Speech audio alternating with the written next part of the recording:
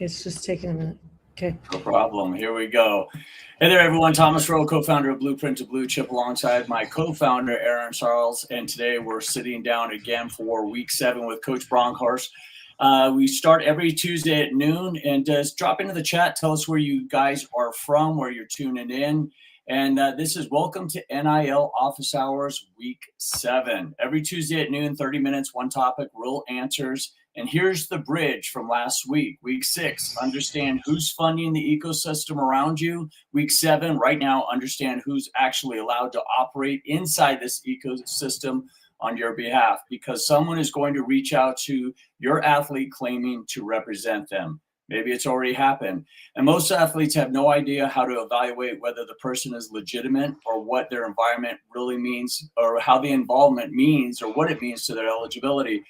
Coach, welcome to the show again, week 7. Tell the audience a little bit about yourself, and we'll get into the first question. We'll just fire away.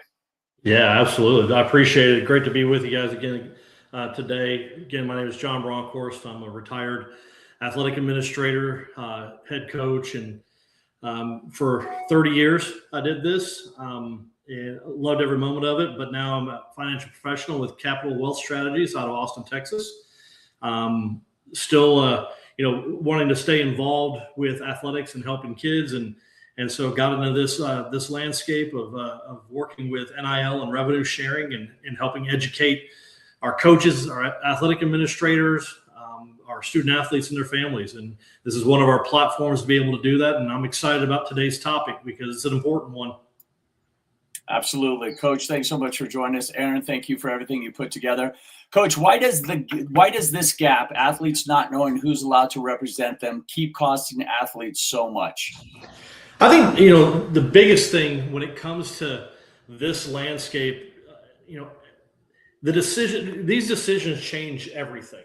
Sure. Okay? On who to trust, who to look for, because the wrong advisor can cost you money, opportunities, relationships, and in some cases, even your eligibility.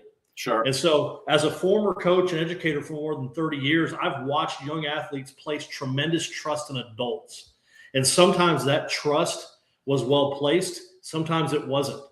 Yep. And so today, talking about how to make smart decisions when choosing the people who represent you.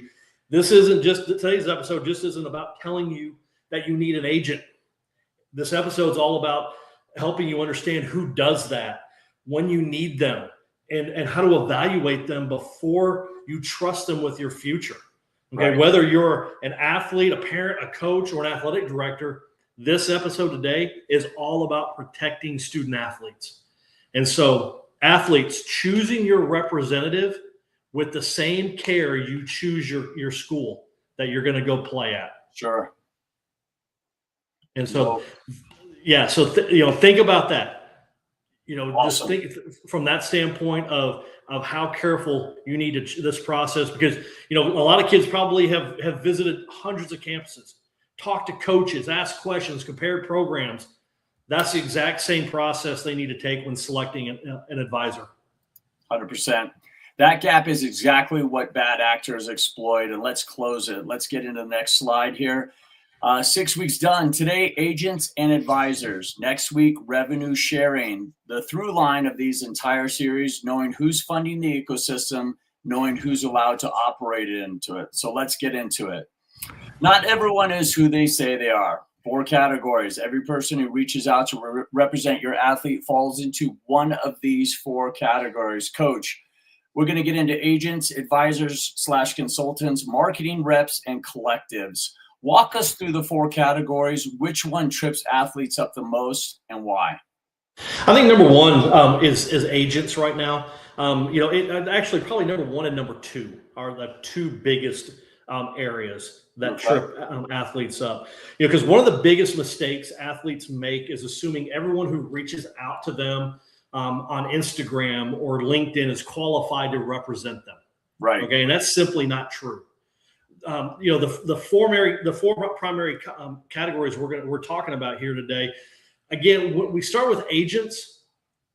In just the broad definition of it, an agent is someone who typically represents athletes in negotiating playing contracts, endorsement opportunities, certain NIL opportunities, depending on the circumstances and applicable rules.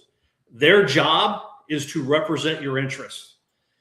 But here's where what every athlete needs to understand is not every person calling themselves an agent is qualified. Right. Okay, so ask questions. Are they properly registered where it's required? What experience do they have? Who have they represented?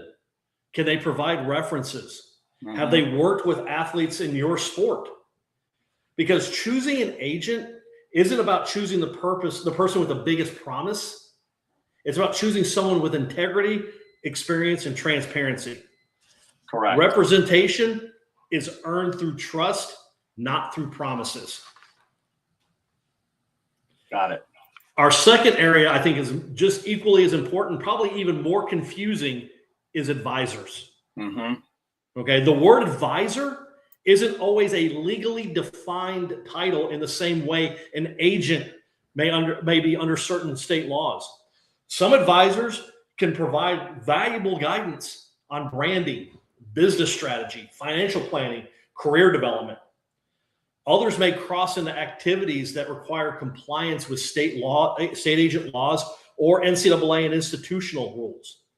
That's why athletes who understand exactly what services an advisor is providing, it's so important that they understand that. They have to ask questions. What exactly will you do for me? What won't you do? Are you negotiating, managing, marketing, connecting me with brands, helping me understand contracts? The title matters less than the services they're providing. Okay. So remember, don't hire a title, hire the right experience. Sure. Yeah. And then I think another area that's we don't have listed that I think is just equally as important in this landscape are attorneys. Yep. You know, attorneys have a specific role. You know, they can help explain legal documents, review contracts, provide legal interest, explain obligations, help resolve disputes. An attorney isn't automatically your marketing expert, but they aren't automatically they're not automatically your social media strategist, your expert. But what they are is their expertise in law. Sure. And that's incredibly valuable when you're signing legally binding agreements, especially as NIL opportunities become more complex. And so for athletes and parents, before you sign a legal document, make sure someone understands legal documents. They have looked at it. It's extremely important for you and your interest because, when you sign that document, it's bound. And so you want to make sure that all your bases are covered with that. 100%. Our next area, marketing and brand representatives. This is a different landscape here. Okay. Because this is all about growing your personal brand now. Okay. They're going to help you with social media strategy, content creation, brand partnerships, public relations, community engagement, business development. These professionals may be an excellent resource, but again, understand exactly what their responsibilities are, okay, and what they are. And here's what I want everyone to remember. No single person does everything. Right. Sometimes you'll have an agent. Sometimes you'll have an attorney. Sometimes you'll have a marketing representative. Sometimes you'll have a financial professional. Each serves a different purpose. Make sure they're all rowing in the same direction, which is your best interests. Correct. Okay, that's extremely important. And then collectives, we've talked in depth about collectives before. Those third party organizations that create those funding deals. Okay, make sure that's where your legal representative, those attorneys, have your best interest at heart, because those things, collectives can get very, very complex. You want to make sure that you don't burn up an eligibility issue because you signed a deal with a collective that has serious red flags. Sure. Okay? Sure. So make sure that those things are taken care of through those collectives. Exactly. Super important there. And the category is the first question asked before any other. What's an athlete actually say in the moment when someone reaches out? What type of questions should they ask? What type of due diligence do they need to do? Yeah, I mean, if someone contacted an athlete tonight and said, "I want to represent you," okay, would your first question be, "How much can you get me?" or "What exactly are you qualified to do?" Correct. That's the question you need to ask. What exactly are you qualified to do? The second question is the one that protects your future. Is that okay? And so that's the most important question that an athlete needs to always ask someone when they reach out, when they have a person who's an advisor or an agent reach out to them. Awesome. Aaron, let's get into you. Character over clout. What is your thoughts on this? Well, I would echo a lot of what John has shared. You have to vet and know who you're working with. That should be your first question. Who are you? What's your background? What's your history? Vet them before you ask the question, how much can you get me? And if anybody's coming to you with lots of dollar signs and numbers, that should cause you a moment of pause. I'm not saying it's bad, but you better do your due diligence before you just start interacting, because the numbers or the money sounds great. So you have an obligation to make sure that you are vetting who you work with. That'd be my sound advice. Awesome. Thank you. Well, yeah, and if I could add something real quick, please. Thomas, I want to take a moment to speak directly to the athletic directors who may be joining us today. One of the greatest opportunities we have is to educate athletes before they ever receive that first direct message from someone claiming to be an agent or an advisor. If we can teach young people how to ask better questions before they sign an agreement, we've done more than protect eligibility. We've helped them build lifelong decision-making skills. Education is always more powerful than cleanup. Sure. 100%. Cloud is impressive. Title is a great pitch. Characters registration number that you can verify. Ask for both. The federal government is now involved in the conversation. The federal government is now watching. As of January 2026, the FTC sent letters to 20 Division I schools about sports agent compliance with federal athlete agent laws. Now it's getting real. Coach, what does the federal involvement actually mean for an athlete sitting at home right now, plain language? Yeah, it basically means that this isn't just an NCAA conversation anymore. Yeah. It's becoming a consumer protection conversation. Right. And so anytime the Federal Trade Commission gets involved in college athletics, that tells us something's changed. And so when you think about that and why the FTC is involved, why the Federal Trade Commission is involved, many people think NIL is simply about athletes making money, and it's much bigger than that. NIL has become a rapidly growing marketplace involving athletes, parents, agents, advisors, collectives, marketing companies, universities, businesses. Whenever you have a marketplace with significant money changing hands, you always create opportunities for bad characters and bad actors. And so the FTC's mission is to protect consumers from deceptive and unfair business practices. And so student athletes who are now participating in the marketplace, where they can be vulnerable to misleading promises and hidden conflicts or improper recruiting practices, that's why the federal government is now paying attention. No question. Unregistered advisors equal legal exposure. What does that actually look like in practice, and what happens to an athlete who's been working with someone who is unregistered? Yeah, that can be a serious issue.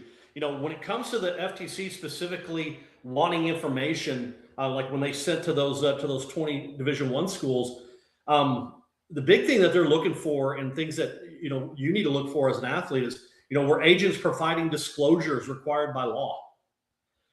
Did agents notify schools about agency contracts when the agency contracts were signed? Were there complaints about an agent conduct? Were schools receiving the required notifications on time? The big thing is that they want to know whether these agents were following SPARTA. And SPARTA stands for the Sports Agent Responsibility and Trust Act. Gotcha. And Congress passed that law back in 2004. So think about that. NIL started 5 years ago. This act was passed in 2004. And so its purpose is simple: protect student athletes from unethical agent behavior. Sparta requires, among other things, certain written disclosures before an agency contract is signed.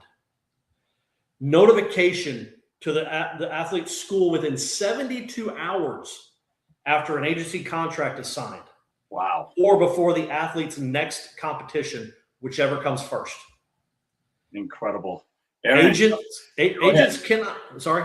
Go ahead. I'm sorry, Coach. No, you're good. You're good. Agents cannot recruit athletes through false or misleading statements, and agents cannot provide improper benefits to induce an athlete to sign an agency agreement. Those are things that are extremely important that student athletes, coaches, athletic directors, especially our high school athletes who are getting ready to go into college and take advantage of NIL, and who are seeking legal agent representation. Those things matter that you need to know. Oh, yeah, 100%. Aaron, what are your thoughts? Jump in. You're on mute. Okay, sorry about that. I would just share that, as athletes, this is directed at athletes, but I think for every person listening, whether you're a coach, AD, a parent, shoot, even if you're an agent, advisor, any of these people representing in this space, you have to take a look first at your character. Who are you? And do you know the rules in which you were supposed to operate? So what John just described, how many agents out there actually know about Sparta and actually follow along? Because we've heard of numerous situations where that's not necessarily the case. And so I would just advise, you got to take radical ownership. You own this. You want the opportunity to get paid. It's your responsibility to do the due diligence to make sure that you know what's going on. That's my 2 cents. Excellent. Excellent. Yep. The FTC is checking. Your compliance office is checking. Check it out for yourself. Let's get into the 5 steps. Every advisor, every time. 5 steps before anyone represents you. The 6 red flags that will tell you to walk away immediately. So we're going to get into identify the category, verify registration, understand scope, check school policy, and run the 12 questions, or the 5 questions. Coach, the 5 steps, which one do these athletes skip most, and what does skipping it cost them? Yeah, I think the biggest thing is verifying registration gets skipped over all the time. That's where just understanding, know exactly what services you're hiring someone to perform. Verify that information with them. Verify the registration, making sure that, they know exactly what services you're hiring, negotiating, marketing, legal advice. It's extremely important that these student athletes and families know that agent representative is registered through the state. And you can do that, like here in the state of Texas. You just simply have to contact the Secretary of State, and they can provide a list for you of all agents that are represented to perform business here in the state of Texas. You can do that easily to find out. And so, don't assume. Okay, don't ever assume. Verify the credentials. Verify the experience, the references, and reputation. Those things are extremely vital in this process when going through these steps. Awesome. Awesome. Before you engage, every time the checklist's on the left, the red flags are on the right. Coach, fastest red flag, the one that stops the conversation immediately. That fastest one is that there's actually a couple, I believe. One, they cannot provide verifiable references. Okay, they can't provide who they've been working with, what agency they represent, or who they're with. And then also, they don't clearly answer if they're registered in the state that you're in, and with the players union, with the universities. I mean, that's some of the biggest red flags right there, is that the kind of the fast back talk of not being able to verify their credentials. Awesome. Aaron, character over clout, the quote on your slide. Take it away. Character over click, verify who they actually are, not who they say they are. I mean, you have to do your due diligence, time is on your side. If there's any pressure or time, you need to slow the conversation down. You can be polite and, thanks for reaching out. Thanks for your time.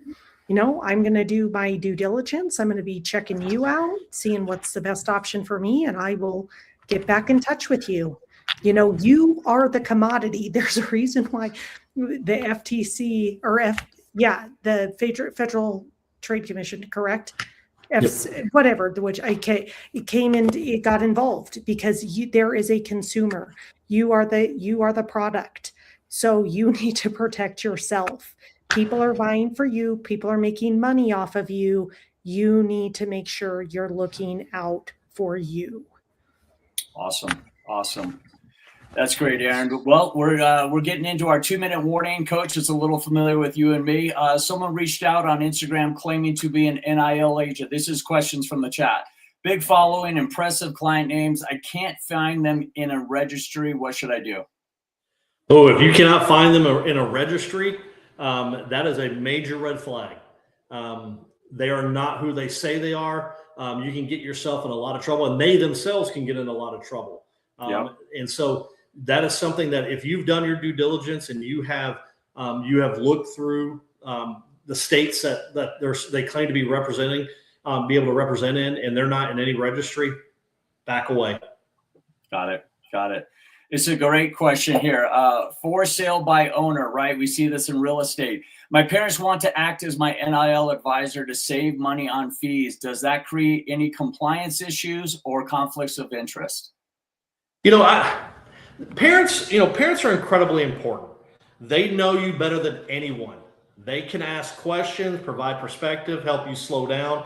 However, depending on the agreement, the sport, your age, and applicable laws, there may be situations where professional guidance is more beneficial.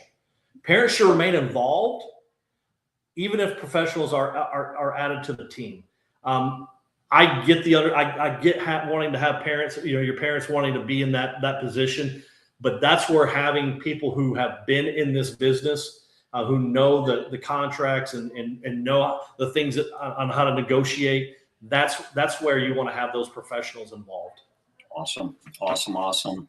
Let's get into the last question here. I'm afraid there's quite a few athletes are probably in this predicament. I already signed with someone and I'm not sure where they're registered. I'm scared to go to my compliance office. What actually happens when I go? Yeah, that's one of those things like we talked about with the tax law, bite the bullet. Ignorance is not something you want to play with on that. Sure. Okay, go in and ask the question, go into compliance and let them know. And because you can save yourself a lot of headaches and heartache if you just bite the bullet and go into your compliance and ask the questions. Okay. Sure. The biggest thing that I tell kids about on how to know if someone is legitimate who wants to represent us. First of all, don't rely on social media. Don't rely on followers.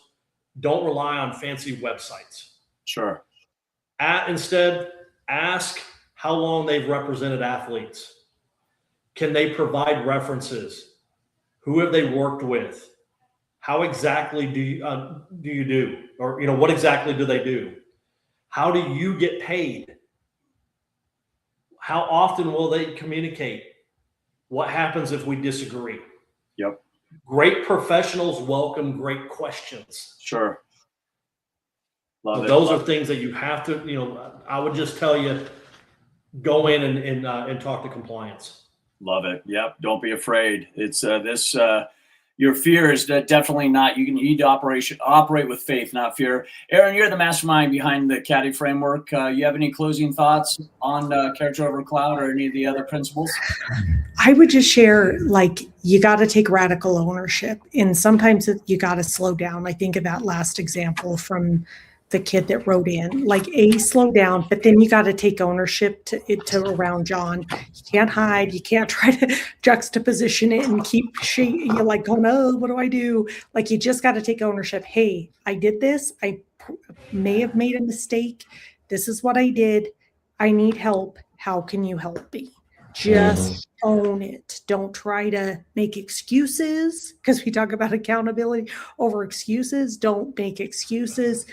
Just radical ownership, and understand this is also a learning process. There's no need to be perfect, but you got to be willing to then go, okay, I can't do that again.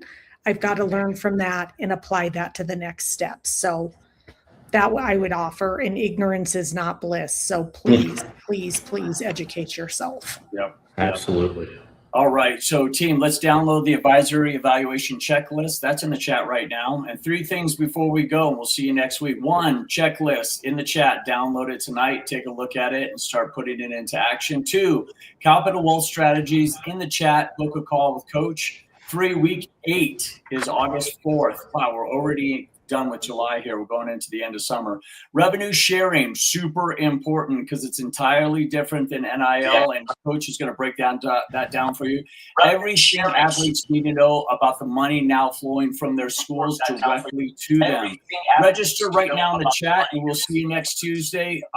Coach, we'll see you next Tuesday at noon. Coach, let them know where they can get a hold of you. It's in the chat, but let's go ahead, whether it's a website, an email, or a social media handle. Yeah, absolutely.